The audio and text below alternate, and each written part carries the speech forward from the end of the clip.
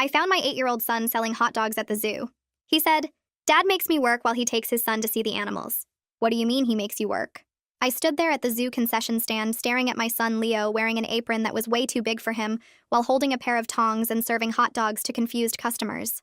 I'd come to surprise them since my husband Craig said he was taking both boys for a special zoo day, but instead, I found Leo behind the counter, while Craig and his son from his first marriage, Jamie, were nowhere to be seen. Dad said I need to earn my keep. Leo handed a hot dog to a woman who looked uncomfortable buying food from a child. He said Jamie's ticket costs money, so I have to help pay for it. The woman looked at me shocked. "Is this your son?" "He's been here for 2 hours selling food." 2 hours. My 8-year-old had been working at a concession stand for 2 hours. "Where's your father?" Leo pointed toward the lion exhibit. "He and Jamie are doing the VIP safari tour. They'll be back in an hour.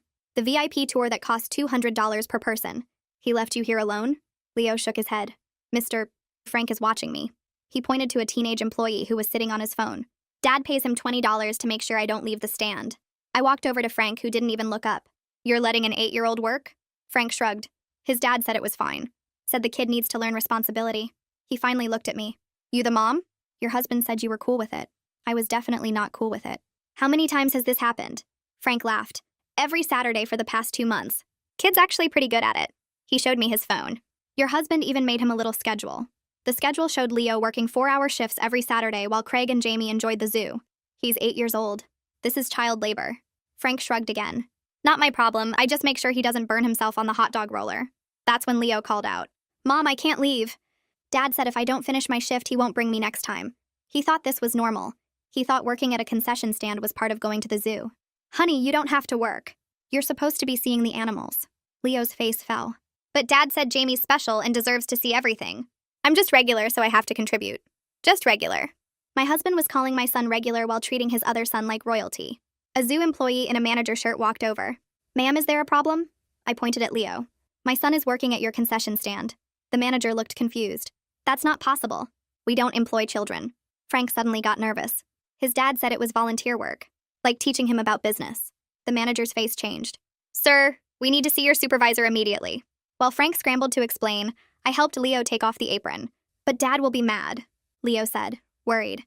He said if I'm good at this job, he'll let me work at his office too. Craig was planning to make our son work at his real estate office. "Jamie never has to work." Dad says he's going to be a thinker, not a worker. The manager returned with security. "We're reviewing footage now. This is completely against policy." That's when Craig appeared with Jamie, who was wearing a new zoo t-shirt and carrying 3 stuffed animals. "What's going on?" "Leo, why aren't you at your station?" He said station like Leo was an employee. "His station?" "He's 8 years old, Craig." Craig rolled his eyes. "Don't be dramatic. He's learning valuable skills." He put his hand on Jamie's shoulder. "Some kids are meant for education, and some are meant for labor." The security guard stepped forward. "Sir, we need to talk to you about illegally using our facilities." Craig laughed. "Illegally? My son was just helping out." The manager pulled out a tablet showing security footage. "Your son has been serving food to customers.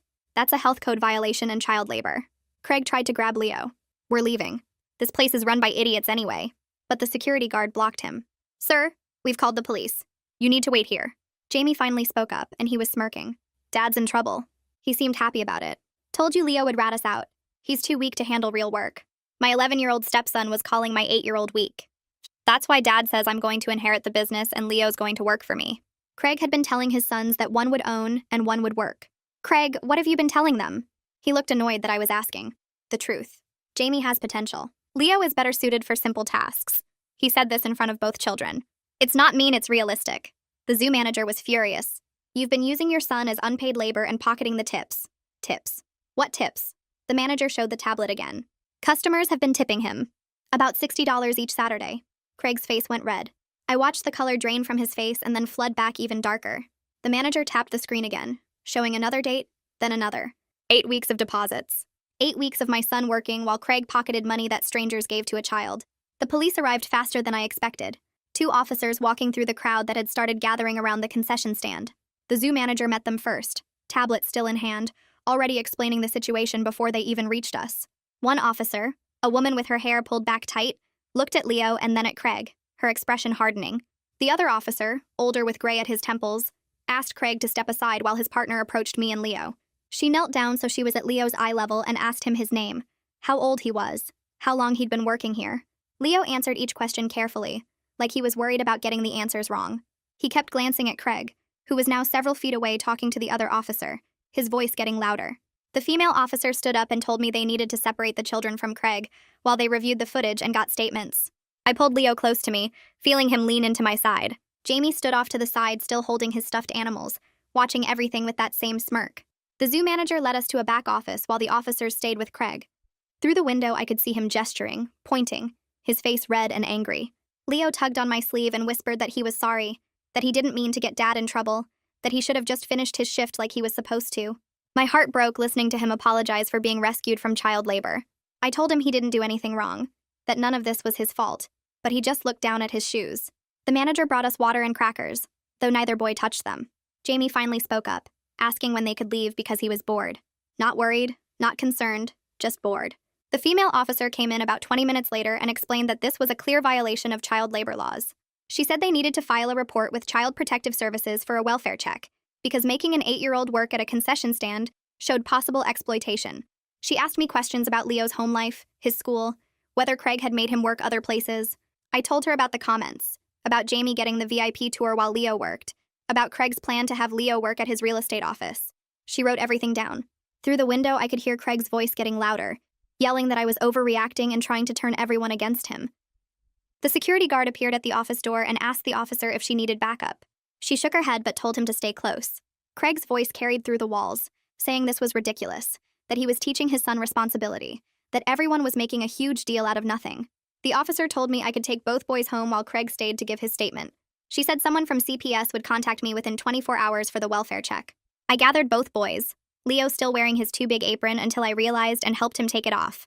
We walked past Craig, who tried to grab my arm, but the officer stepped between us. He shouted after us that this was all my fault, that I was poisoning Leo against him, that I was going to regret making a scene. The parking lot felt too bright after the dim office. I buckled both boys into the back seat, Leo on one side and Jamie on the other. Jamie stared out the window, arms crossed, bottom lip pushed out. Leo kept asking if he was going to get in trouble for leaving his shift early, if the zoo would be mad at him, if Dad would be okay. I tried to reassure him while navigating out of the parking lot, but every word I said seemed to bounce off him. He'd been so thoroughly convinced that working was his job, that earning his keep was his responsibility, that he couldn't hear anything else. The drive home took 30 minutes and Jamie didn't say a single word the entire time. Leo asked the same questions over and over in slightly different ways, each one revealing how deeply Craig had damaged his understanding of what 8-year-olds are supposed to do. When we got home, I sent both boys to wash up and change clothes. I stood in the kitchen gripping the counter, trying to process what had just happened. My husband had been exploiting our son for months, not just asking him to do chores or help out, but actually making him work a job while stealing his tips. I needed to see proof, needed to confirm what I already knew. After I got both boys settled with snacks in front of the TV, I went to our home office and pulled up our bank statements. I started with the most recent month and worked backward. There it was. Every Saturday for the past 8 weeks, a cash deposit of $50 to $70. The amounts varied, but the pattern was clear. I went back further. 3 months, 4 months. The deposits went back 6 months. Different amounts, but always on Saturdays. Craig had been doing this even longer than the zoo manager knew about. I printed everything, highlighting each deposit with a yellow marker. The evidence sat in my hands. Dozens of pages showing systematic theft from a child. Our child. I heard the boys laughing at something on TV and felt sick. Leo thought this was normal. He thought he deserved this. That night I made dinner and tried to act like everything was fine. But Jamie kept asking when Dad was coming home and Leo kept apologizing for things that weren't his fault. I put them both to bed early, reading Leo an extra story because he seemed anxious. He asked me again if Dad was mad at him. I told him Dad made bad choices and that's not Leo's problem to fix. He didn't look convinced. The next morning, a woman knocked on our door at 9. She introduced herself as a social worker there for the welfare check. I let her in and called both boys downstairs. She asked to speak with each of them separately, starting with Leo. I waited in the kitchen, hearing the murmur of voices from the living room but not the actual words. Leo was in there for almost 30 minutes. When the door opened, I heard him explaining his work schedule like he was describing his chores, his voice matter-of-fact and slightly proud. The social worker's face when she came into the kitchen told me everything. She looked tired and sad and angry all at once. She asked to speak with Jamie next. He was only in there 15 minutes and came out looking annoyed. The social worker asked me for permission to look at Leo's room, to see where he sleeps and does homework. I showed her upstairs, pointing out that both boys have their own rooms with desks and bookshelves and toys. She thanked me and said someone would be in touch soon. After she left, I called the number she'd given me for a family law attorney named Caitlin Hudson. The receptionist said she had an opening that same afternoon at 3. I arranged for a neighbor to watch the boys and drove downtown to her office. The building was older but well-maintained, with a small waiting room that smelled like coffee. Caitlin came out exactly at 3, a woman in her 40s with short dark hair and a firm handshake. She led me back to her office and listened while I explained everything. She didn't interrupt, just nodded and took notes. When I finished, she asked to see the bank statements. I handed her the stack of highlighted pages and watched her review them, her expression getting harder with each page. She looked up and told me bluntly that Craig's behavior showed a pattern of exploitation and psychological abuse that went way beyond one incident at the zoo. She said the bank statements proved financial exploitation, the security footage proved child labor violations, and Leo's own words to the social worker proved emotional abuse. She explained that I needed to document everything, starting immediately. She wanted a detailed account of Leo's daily routine, any instances where Craig treated the boys differently, any comments Craig made about their futures or their worth. She said to write down everything I could remember, no matter how small it seemed. I spent the rest of that day filling pages with memories I wished I'd paid more attention to at the time. Craig telling Leo he needed to help more around the house while Jamie got to play video games. Craig saying Leo should focus on practical skills instead of advanced math classes. Craig explaining that some people were naturally gifted, and others had to work harder to find their place. I wrote it all down with my hand cramping and my stomach twisting because seeing it laid out like this made it impossible to pretend these were isolated incidents. This was a pattern. This was intentional. The next morning, I drove to Craig's office without calling first. The receptionist looked surprised when I walked past her desk toward the back offices. I found Craig's business partner sitting at his desk reviewing contracts. He looked up and stood quickly when he saw my face. I asked if we could talk privately about Craig and Leo. He closed his office door and gestured to a chair. I explained what had happened at the zoo and what I'd discovered about the tip money and the work shifts. His expression shifted from confused to uncomfortable to genuinely concerned as I talked. When I finished, he sat back in his chair and rubbed his face with both hands. He told me he'd been worried about some of Craig's recent decisions. He said Craig had been talking a lot about legacy planning and business succession, and every conversation seemed to favor Jamie exclusively. He mentioned Craig had brought up the idea of Jamie joining the firm after college, while Leo could handle administrative work or property maintenance. I felt my chest tighten hearing this confirmation that Craig's plans went far beyond the zoo. He said he'd been uncomfortable with the way Craig talked about the boys like they were already sorted into categories, but he hadn't realized it had gone this far. He agreed to document any conversations about the boys and provide a statement if I needed one. He said he couldn't support a partner who exploited his own child, and he meant it. I thanked him, and left feeling like I had one more piece of evidence that this wasn't just me being dramatic or overprotective. Caitlin had given me the name of a child psychologist who specialized in family dynamics. I called from the parking lot and got an appointment for the next afternoon. I picked Leo up from the school early and told him we were going to talk to someone who helped kids figure out their feelings. He asked if he was in trouble. I said no. We just wanted to make sure he was doing okay after everything that happened. The office was in a medical building with cheerful paintings on the walls and a waiting room full of toys. A man came out and introduced himself and shook Leo's hand like he was meeting another adult. He asked Leo to come back to his office and told me I could wait in the reception area. I sat there for 40 minutes watching the clock and trying not to imagine what Leo was saying. When the door opened, Leo came out looking relaxed and told me the doctor was nice and had a really cool fish tank. The psychologist asked if I could stay for a few minutes to talk. I followed him back to his office and sat in the same chair Leo had used. He asked Leo to wait outside with the receptionist.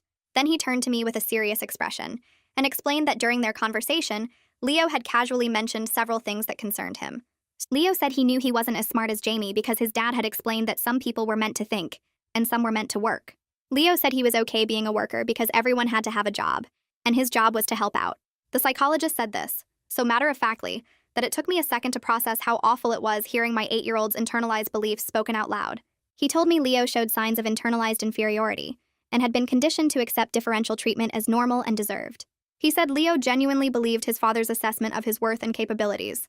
He recommended therapy sessions twice a week, and warned me that undoing this kind of psychological damage would take time. He said it would be especially difficult while Leo was still living with Craig, and being exposed to the same messages that created the problem. I asked what I should do, and he said I needed to consider whether Leo's current living situation was healthy for his development. He couldn't tell me what to do legally, but he could tell me that continued exposure to someone who viewed Leo as inherently less valuable would make recovery nearly impossible. I scheduled the twice-weekly appointments and took Leo home feeling like I was watching my son slip further away from me, even though he was sitting right there in the passenger seat. That Saturday morning, Craig announced he was taking the boys to the Science Museum. I told him Leo wasn't going anywhere with him unsupervised. Craig's face went red and he asked what I meant by that. I said exactly what I said. He wasn't taking Leo anywhere alone. Craig started yelling that I was poisoning Leo against him and destroying their father-son relationship. I pointed out that he was the one who turned their relationship into an employer-employee situation. He said I was being dramatic and unreasonable and I was going to ruin everything over one misunderstanding. I told him there was no misunderstanding. He'd been exploiting our son for months, and I had the bank statements and witness statements to prove it. He grabbed his keys and said he was taking Jamie then, and I could explain to Leo why he had to stay home. I said that was fine and watched him storm out with Jamie following behind looking confused. Leo asked why he couldn't go, and I explained that Dad needed to understand some important things before they could spend time together like they used to. Leo nodded, but I could see he thought he'd done something wrong. Monday morning, Caitlin called and said she was filing for emergency custody modification and a protective order requiring supervised visitation. She explained the paperwork cited the child labor violations, financial exploitation, and psychological harm documented by the therapist. Craig would be served with papers at his office that afternoon. I asked what would happen next, and she said we'd have a hearing within a few weeks where a judge would decide on temporary custody arrangements. She warned me Craig would probably react badly to being served. I thanked her and tried to prepare myself for whatever was coming. At 4:30, my phone rang. Craig was screaming so loud I had to hold the phone away from my ear. He said I was destroying our family over one misunderstanding. He said I was turning his own son against him. He said he'd fight this and I'd regret trying to take Leo away. I hung up and blocked his number and sat there shaking while Leo asked from the doorway if everything was okay. 2 days later, Caitlin called with news from the forensic accountant she'd hired to review our finances. The accountant had found that Craig had been depositing Leo's tip money for 8 weeks, totaling $480. But there were also suspicious cash deposits going back 6 months before the zoo shifts started that might indicate this had been happening longer than we knew. The pattern suggested Craig had been exploiting Leo in various ways for at least half a year. The accountant was preparing a detailed report with highlighted deposits and corresponding dates. Caitlin said this evidence was even more damaging than she'd expected, because it showed premeditation and a sustained pattern of financial exploitation. I asked what Craig could possibly have had Leo doing 6 months ago, and she said we might never know everything, but the financial records didn't lie. Thursday afternoon, Caitlin called again.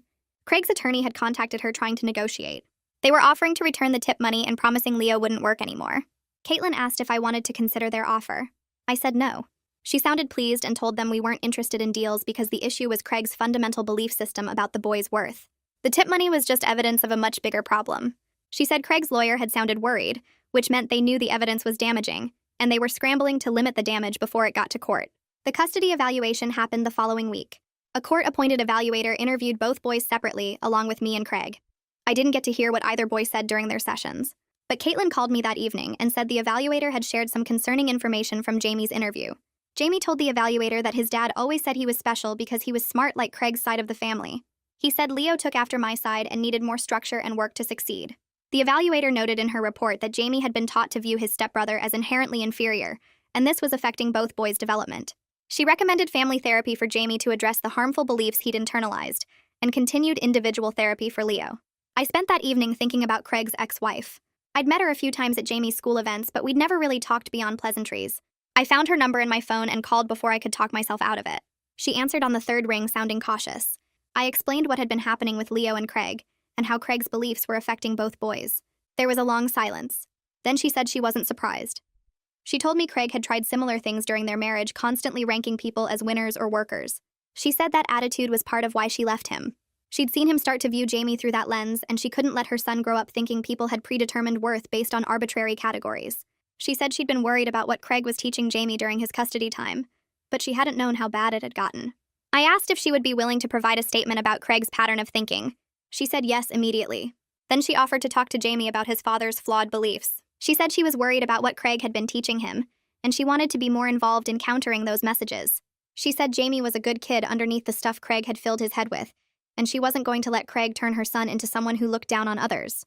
We talked for another 20 minutes, and I felt relief knowing Jamie had at least one parent trying to protect him from Craig's toxic worldview. The custody hearing happened 4 weeks after I filed the paperwork. Craig's lawyer stood up first and tried to make the zoo incident sound like a simple mistake in judgment. He talked about how Craig was teaching Leo responsibility and work ethic. He said modern parents coddle their children too much, and Craig was preparing Leo for the real world. The lawyer made it sound like I was overreacting to a father spending quality time with his sons. Then Caitlin stood up and laid out everything we had collected. She showed the judge the bank statements with Craig's cash deposits that matched Leo's work schedule perfectly. She presented Arthur's written statement about Craig planning to have Leo work at the real estate office doing filing and basic tasks. She brought up Christian's evaluation showing Leo believed he was inferior to Jamie and needed to earn his place in the family. Then Melanie took the stand and explained how Craig had always divided people into winners and workers during their marriage. She described how he started viewing Jamie through that same lens before she left him. The judge's expression changed as each piece of evidence came out. His face got more serious with every document Caitlin presented. Craig kept whispering to his lawyer and shaking his head like none of this was true. The judge called Leo into his chambers to talk privately. I waited outside with my hands shaking and my stomach tight. Leo was in there for 15 minutes. When he came out, his eyes were red, but he wasn't crying anymore. He walked straight to me and grabbed my hand. The first thing he said was asking if he gave the right answers. I knelt down next to him and told him that telling the truth was perfect, and he wasn't in any kind of trouble. He nodded, but kept holding my hand really tight. Craig tried to come over to us, but the bailiff stepped between us and told him to stay on his side of the hallway. We went back into the courtroom and the judge started reading his decision. He gave me primary custody of Leo, with Craig only getting supervised visits every other weekend. He ordered Craig to take parenting classes about child development and what expectations were appropriate for different ages. The judge said Craig had to pay back the $480 in tips directly into Leo's savings account within 30 days. Then the judge looked right at Craig and said any future exploitation would result in complete termination of his parental rights. Craig's face went pale. His lawyer tried to object, but the judge said the decision was final. 3 months passed and everything changed. Leo started going to therapy twice a week, and Christian said he was making real progress. Leo joined a soccer team and started having play dates with kids from the school. He stopped talking about needing to work or earn his keep. Jamie came over to our house more often now because Melanie and I talked regularly about countering Craig's messages to both boys. Jamie was starting to question some of the things his dad had told him about people being winners or workers.